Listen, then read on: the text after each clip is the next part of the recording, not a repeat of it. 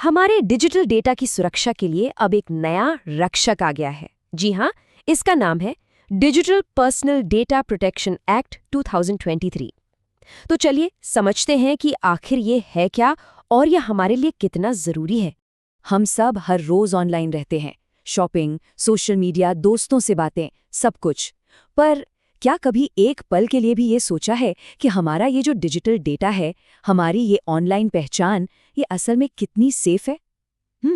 जरा सोचिए इस बारे में। हमारा हर एक क्लिक, हर लाइक, हर ऑनलाइन खरीदारी, ये सब मिलकर ना इंटरनेट पर हमारा एक डिजिटल अवतार बना देता है।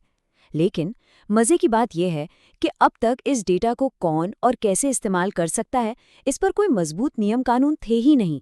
ये तो एक तरह का कह सकते हैं डिजिटल वाइल्ड वेस्ट था। लेकिन अब DPDP एक्ट 2023 के साथ ये सब कुछ बदलने वाला है। आप इसे ऐसे समझिए कि ये भारत में डेटा के लिए एक नई, एकदम मजबूत नियम किताब है। और यही वो कानून है जो अब ये तय करेगा कि कंपनियों को हर भारतीय नागरिक के पर्सनल डेटा के साथ कैसा बर्ताव करना होगा।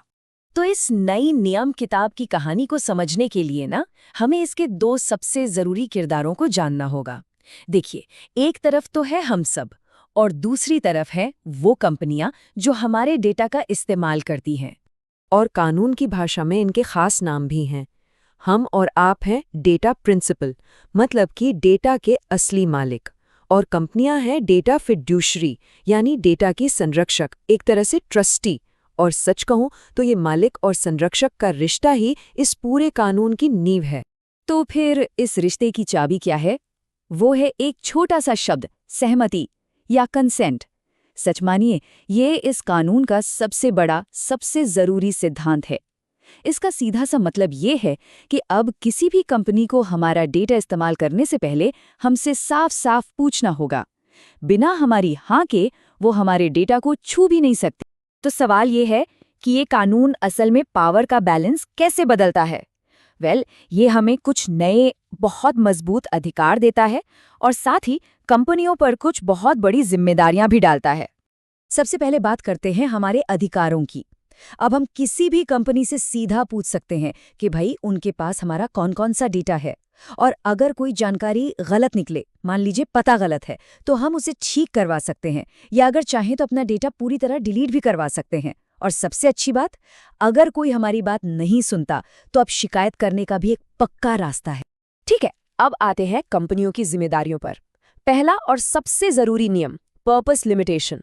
मतलब अगर किसी कंपनी ने हमसे फूड डिलीवरी के लिए पता लिया है तो वो उसी पते का इस्तेमाल हमें लोन बेचने के लिए नहीं कर सकती। सिंपल। दूसरा नियम, डेटा मिनिमाइजेशन, यानी काम के लिए जितनी जानकारी की जरूरत है बस उतनी ही मांगी जा सकती है, उससे 1 इंच भी ज्यादा नहीं।